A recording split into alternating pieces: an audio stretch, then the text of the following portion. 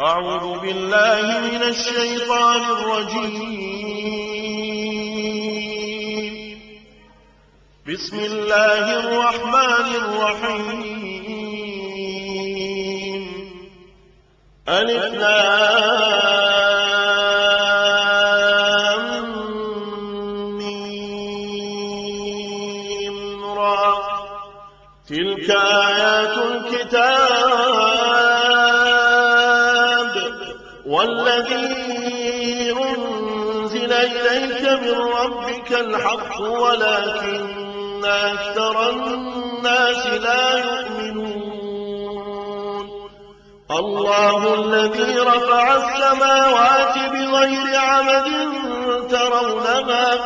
ثم استوى على العرش وسخر الشمس والقمر كل يجري لأجل مسمى يدبر الأمر يفصل الآيات لعلكم بلقاء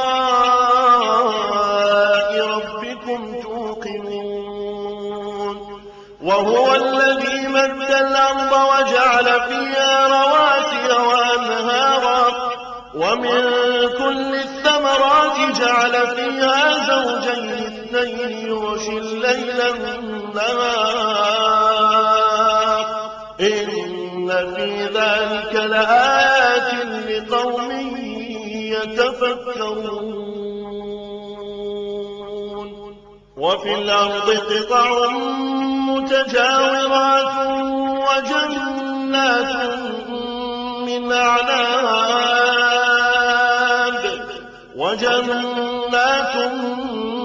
أعناب وزرع ونخيل صنوان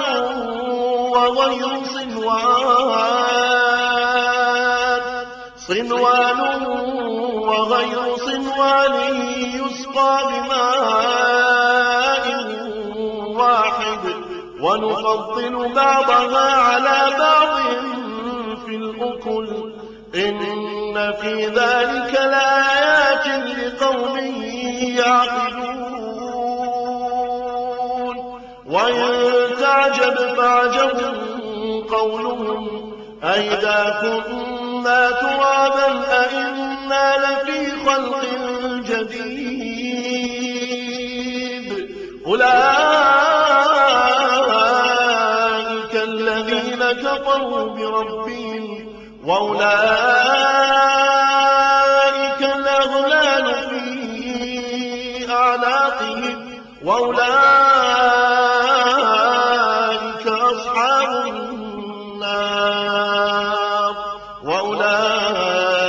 أصحاب النار هم فيها خالدون. ويستعجلونك بالسيئات قبل الحسنة وقد خلت من قبلهم المثلات وإن ربك لذو مغفرة للناس على ظلمهم وإن ربك لشديد العقاب. ويقول الذين كفروا لولا أنزل عليه آية من ربه إنما أنت منذر ولكل قوم هاد.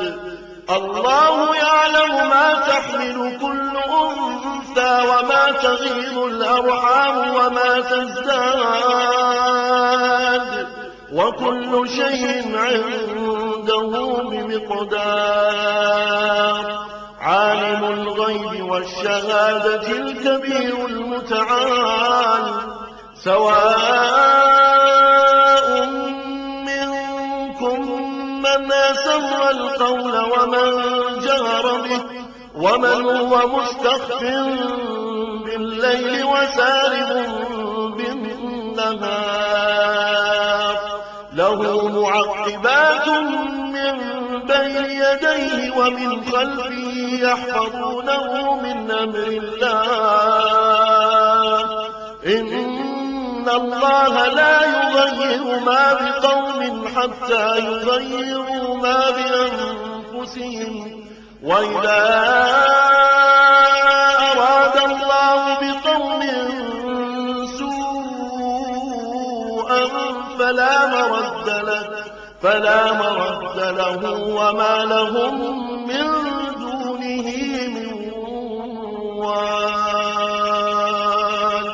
هو الذي يريكم البرق خوفا وطمعا وينشئ السحاب الثقال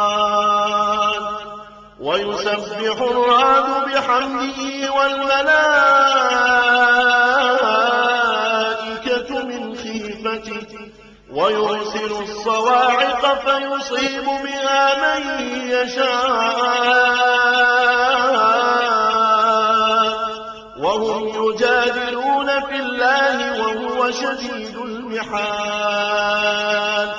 له دعوة الحق والذين يدعون من دونه لا يستجيبون لهم بشيء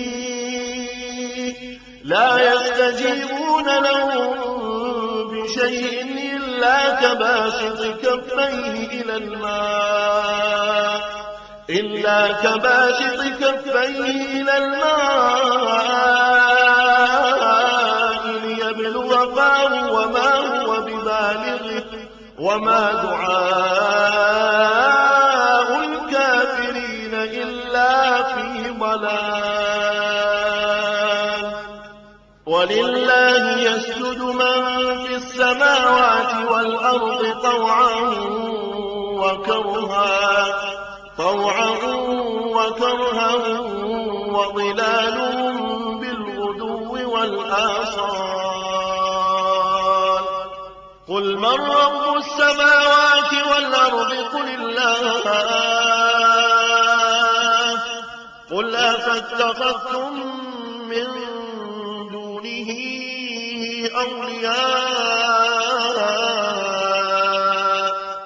أولياء لا يملكون لأنفسهم نفعا ولا ضرا قل هل يستوي الأعمى والبصير أم هل تستوي الظلمات والنور أم جعلوا لله شركاء خلقوا كخلقه فتشابه الخلق عليهم قل الله خالق كل شيء وهو الواحد القهار أنزل من السماء ماء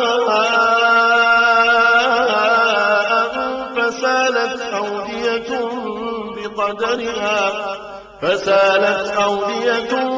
بقدرها فاحتمل السيل زبدا رابيا ومما يوقدون عليه في النار ابتغاء حلية أو متاع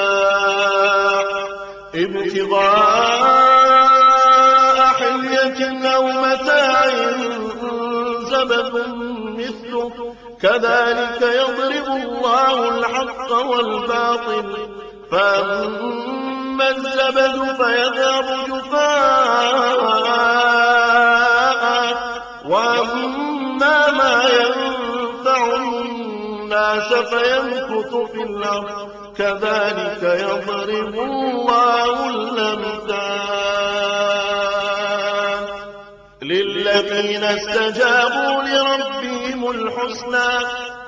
والذين لم يستجيبوا له لو أن لهم ما في الأرض جميعا ومثله معه لافتدوا به أولئك لهم سوء الحساب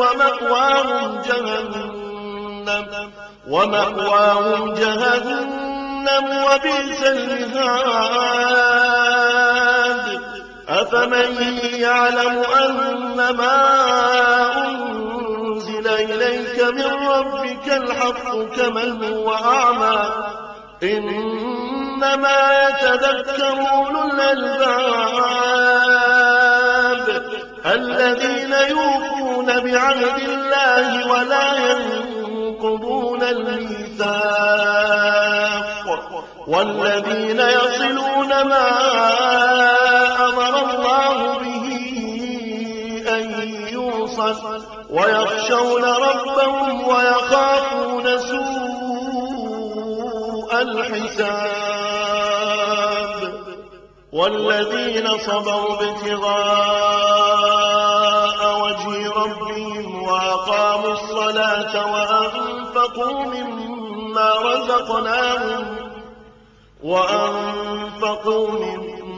رزقناهم سرا وعلانية ويدرؤون بالحسنة السيئة أولئك لهم عقبى الدار جنات عدن يدخلونها ومن صلح من آبائهم وأزواجهم وذرياتهم والملائكة يدخلون عليهم من كل باب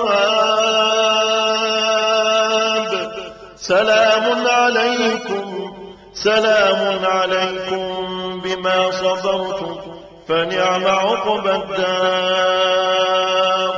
والذين ينقضون عهد الله من بعد ميثاقه ويقطعون ما أمر الله به أن يوصل ويفسدون في الأرض أولئك لهم اللعنة ولهم سوء الدار الله يبسط الرزق لمن يشاء ويقدر وفرحوا بالحياة الدنيا وما الحياة الدنيا في الآخرة إلا متاع ويقول الذين كفروا لولا أنزل عليه آية من ربه قل إن الله يضل من يشاء ويهدي إليه من أناب الذين آمنوا وتطمئن قلوبهم بذكر الله ألا بذكر الله تطمئن القلوب الذين آمنوا وعملوا الصالحات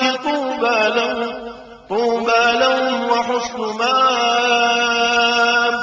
كذلك أرسلناك في أمة قد خلت من قبلها لتتلو عليهم الذي أوحينا إليك وهم يكفرون بالرحمن قل هو ربي لا إله إلا هو عليه توكلت وإليه متاب ولو أن قرآنا سيرت به الجبال أو قطعت به الأرض أو كلم به الموتى بل لله الأمر جميعا أفلم ييأس الذين آمنوا أن لو يشاء الله لهدى الناس جميعا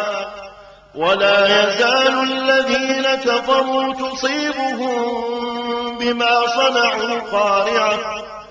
تصيبهم بما صنعوا قارعة أو تحل قريبا من دارهم